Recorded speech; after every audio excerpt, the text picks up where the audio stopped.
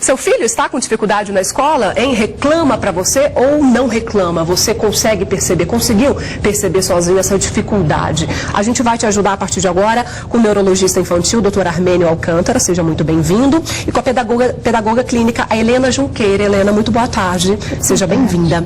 Quais são os primeiros indícios, doutor, de que meu filho, ele está com problemas, ele está com dificuldade no aprendizado? Como eu consigo perceber isso? Como os pais conseguem ver isso? A maioria talvez não consiga observar isso. Aí está o problema, né? Mas talvez a gente possa dizer algumas dicas que já podem observar. Geralmente, o que acontece é que a escola chama os pais e fala, seu filho não está acompanhando a sala da maneira que nós gostaríamos, então não está com rendimento escolar satisfatório. A grande maioria acontece isso. Porém, se você faz uma pesquisa dessa criança, o que já aconteceu com ela, algumas delas vão ter algumas características que vai nos chamar a atenção. Por exemplo, algumas delas demoraram um pouco mais para falar. Então a mãe fala, não, ele andou no tempo certo, sentou no tempo certo, correu no tempo certo, mas para falar, foi falar com 3 anos. Então, por exemplo, isso a gente já sabe que aquelas crianças que têm um rendimento escolar não satisfatório, algumas delas já tiveram a aquisição da linguagem com um atraso. Então, é uma coisa que pode apresentar. Outras, por exemplo, é a dificuldade na sequência dos meses, por exemplo. Então, algumas crianças, eles começam, você pergunta para os pais, não, ele sempre teve muita dificuldade nas sequências. Então, por exemplo, no janeiro, fevereiro, março, abril, aí pulava, ia para outubro, né? Ou então na sequência de números, teve sempre muita dificuldade. Não que não tenha aprendido, aprendeu, mas sempre foi alguma coisa um pouco mais custosa. Assim, né? Então, são algumas coisas que a gente já pode observar. Não que toda criança que tenha dificuldade para aprender a sequência de meses, sim, significa que vai ter um mau rendimento. Sim. Não é isso que eu estou dizendo. Mas pode existir realmente essa correlação. Mas a grande maioria é a escola que chama a atenção. Papel importantíssimo da escola, então, de levar isso para os pais, né, Helena? É lógico, porque eu brinco que mãe não é filial de escola, mãe é parceira, tá? Então tem algumas coisas que é função da escola, não é função tanto da família. Então a escola é a primeira a chamar nessa parceria. Eu acho que a escola funciona quando ela pode e consegue ser parceira da família. Né? A família que escolhe aquela escola, entrega. E na hora que você faz essa entrega para a escola, você está pondo mães substitutas, pais substitutos, então essa parceria é importantíssima. Então quando a escola chama a mãe, a família, é mais como amiga, não como, olha, toma que o filho é teu. É assim, olha, o que a gente pode fazer? Daí a coisa muda. Trabalho conjunto. Trabalho conjunto, quando a escola consegue perceber algumas coisas que são responsabilidade da escola ensinar, então a escola, olha, parece que ele não está conseguindo tal coisa. Quando a gente consegue nessa linha, é fantástico, porque daí a escola e a família se reúnem e começam a ver como que isso pode melhorar. Em casa, olha, se você ajudar nisso, vai refletir aqui na escola. É que hoje os pais acabam não estudando com os filhos em casa, né? Então não sabe se o filho tem prova, quanto tirou na prova. Eu sinto essa falta de que não tem esse estudo em casa, somente na escola chega em casa. Então, mas veja, isso é uma coisa que é muito interessante a gente entender para tudo na vida, tá? É super importante. Assim que eu aprendi, eu pôr em prática. Então, estudar diariamente em casa é a única maneira que eu tenho de consolidar o meu aprendizado. Sim. Porque se eu não estudo diariamente, eu sozinha, veja, eu descobri uma coisa. Daí eu ganho um celular novo. Se eu só pego o celular, põe na bolsa, bem, ele não é meu. Eu não vou saber atender. Então eu tenho que depois gastar aquele tempo em tentar experimentar aquilo. Na escola é a mesma coisa. Eu acabei de ser introduzido a uma matéria nova. Eu tenho que chegar em casa e me debruçar com ela, eu e a matéria. Nossa, o professor falou isso, gozado, será que é? Se eu não tenho isso, o conhecimento é do outro, que nem é do dono do celular, não meu. Então, eu preciso ter um espaço em casa entre eu e a nova informação, e isso é a parceria da família. E nada melhor, né? Nossa, não precisa, não existe nada que a gente consiga aprender se a gente não dedica um tempo nosso, daí surgem as dúvidas para no outro dia. Então, a lição de casa é uma coisa universal, não é uma coisa do Brasil. Todas as escolas, por exemplo, nos Estados Unidos, outros lugares que eles ficam em período integral na escola, é assim, de manhã eu tenho aula e à tarde eu tenho laboratório, que eles chamam. Por quê? Eu tenho que me debruçar sobre aquela nova informação Não entendi isso, que gozado, o que é aquilo? É nisso que eu construo o meu saber. Se eu não faço a lição de casa, que eu chego em casa, eu tenho N aulas extra, não tem tempo para lição de casa, eu só vou descobrir que eu não sei na hora da prova. Daí entra aquele pânico. É verdade. Então, pode ser um pouco tarde, né? Lógico, e daí começam, né, uns diagnósticos super complicados. Sim. Eu só não fiz o meu dever de casa. A gente fala de lição de casa, mas é eu com a matéria nova, olhando, tentando entender, para poder na próxima aula chegar, professor, não entendi. A Helena falou do diagnóstico, doutor. É feito por uma equipe multidisciplinar, né? São vários profissionais aí para dar o diagnóstico para a criança. Sim, isso talvez seja uma regra. O diagnóstico, ele é preferencialmente realizado por vários profissionais pensando sobre aquela criança. Porque, por exemplo, a minha visão sobre aquela criança é um pouco diferente, né, do que do fonoaudiólogo, por exemplo, né, do pedagogo, do próprio professor, da própria mãe. Então, você fazer um diagnóstico de uma criança com mau rendimento escolar, você tem que fazer um papel de detetive. Então, você faz um papel, o seu outro colega da outra especialidade faz, porque cada um vai ter a sua visão e talvez a gente, juntando esse quebra-cabeça, a gente consiga direcionar melhor essa criança. Alguns pais acabam confundindo, doutor. Veem ali que os filhos estão com essa dificuldade, né, de aprendizado e já acham que é um déficit de atenção. Meu filho está com este problema.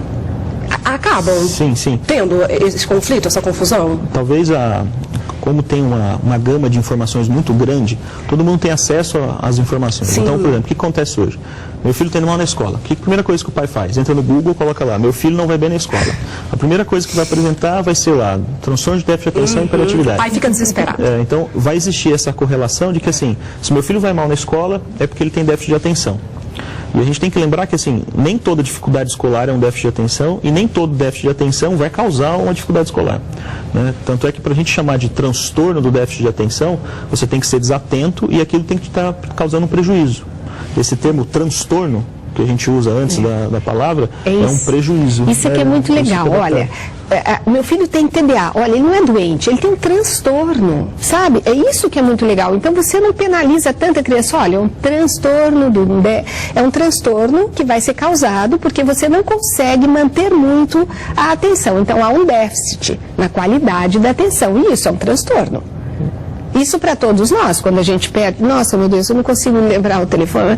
Nossa, isso que é muito legal, os pais perceberem que não é uma doença, é um transtorno. É alguma coisa, o que é um transtorno? Alguma coisa que me atrapalha em algumas situações, mas eu não preciso necessariamente ir mal na escola. Muita informação para a criança acaba prejudicando?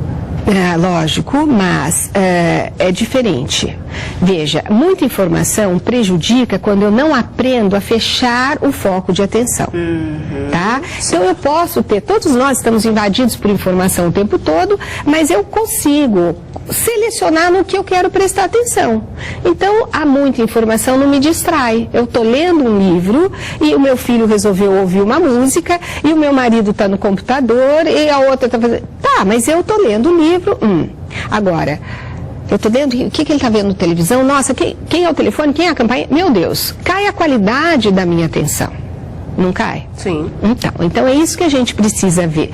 Eu preciso aprender, mesmo no mundo de 1000 informações, a aprender a eleger no que eu quero prestar atenção. É nisso que a escola e a família podem ajudar crianças com TDA. Gente, olha, então vamos aprender, esquece, a campainha pode deixar que alguém vai atender, o telefone alguém vai atender, seu irmão quer ouvir a música, e você vai continuar fazendo o que você quer, tá? Tenta desligar do resto.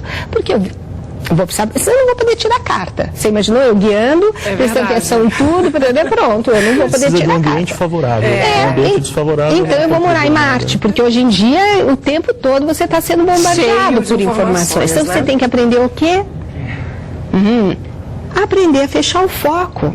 No que realmente te interessa. Naquele momento te interessa, porque senão não vou poder continuar vivendo no século XXI. Com certeza. Daqui a pouquinho a gente continua batendo esse papo. Se o teu filho está com dificuldade na escola, quero saber dos meus convidados se aula de reforço, contratar um professor para dar esse reforço para o meu filho é indicado ou essa criança vai se sentir não vai gostar muito da situação por achar que, né, o pai vai gastar ainda mais, além de pagar a escola, vai contratar um outro professor. É interessante, não é?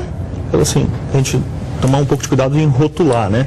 Em falar assim, se estiver acontecendo isso, vamos fazer isso. É lógico que cada caso vai ser um caso, mas boa parte das crianças vão se beneficiar sim com um reforço escolar, né? Mas não se sente mal a criança? Depende. Quando a própria criança pede, veja, é porque ela detectou que eu não consigo entender. E daí vai alguém e ajuda ela a entender. Oba, então o problema não é que eu nunca consigo entender. Então, a aula de reforço, quando a própria criança percebe a sua dificuldade, ela pede, ela fala, eu preciso, que eu não estou entendendo. E, de repente, vem uma aula de reforço, ela consegue entender. Nossa, oba! Percebe? A diferença é quando a criança não pede, a criança não quer, e a mãe manda para o reforço. E o amiguinho, alguém fala assim, ele faz reforço. Daí a coisa complica. Percebe como é diferente? É muito bom quando a criança pode pedir. Ai, mãe, eu não estou entendendo. Pai, não estou entendendo. Olha, diz que tem um professor lá que faz um reforço, que é ótimo, e que fulano aprendeu. Então, é totalmente diferente. Parte dele, a gente acolhe. Isso é uma coisa harmoniosa. Forçando demais. A gente acolhe. E ele vai e consegue, daí ele pode tirar proveito e ele pode se sentir novamente capaz. Opa, é que ali eu não estava entendendo. Agora, é muito complicado quando é empurrado para uma aula de reforço e ele fica assim, mas não é isso. O pai não deve exigir, obrigar? Não, olha, veja que fantástico. A escola, graças a Deus, além de português, matemática, história, geografia e ciências, tudo, ela ensina relações humanas, ela ensina direitos e deveres, ela me prepara para a vida adulta e para a vida social lá fora. Então, não é obrigar e não é pedir, mas a escola me ajuda. Eu tenho direitos desde que cumpra meus deveres. Sim. Então, isso é uma coisa que vai me levar para a vida. Tá, hoje mesmo eu estava conversando com o menino, pai, ele falta demais. Eu falei, olha, rapaz, na escola você tem que aprender a tentar não faltar, porque você sabe o que vai te acontecer no seu trabalho se você começar a faltar? Se faltar um dia, você vai perder o dia, mas sábado e domingo, porque só tem direito ao descanso quem cumpriu os deveres. E daí, no seu 13º, também vai ser diminuído, porque só tem direito ao 13º. Então, é a mesma coisa. Você só vai ter direito às férias legais, descansar, se você cumprir os seus deveres.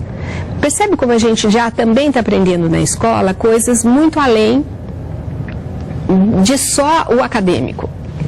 Doutor, para a gente poder encerrar, para tratar este problema, né, essa dificuldade que o filho tem no aprendizado, vai depender de cada pessoa, vai depender o tratamento indicado para cada uma, como que funciona? Vai depender do que é que está causando esse mau rendimento escolar. Primeiro descobre a causa. É lógico que, lembrando que nem sempre a gente consegue identificar exatamente a causa. Na realidade, a ciência de tratar uma criança com mau rendimento escolar é uma ciência de meio, não é uma ciência de produto, não é uma ciência de final. Então, a gente precisa trabalhar com essa criança para ela ter um produto adequado, ou seja, um rendimento satisfatório. Independente se eu sei o que é que está causando ou não aquele mau rendimento.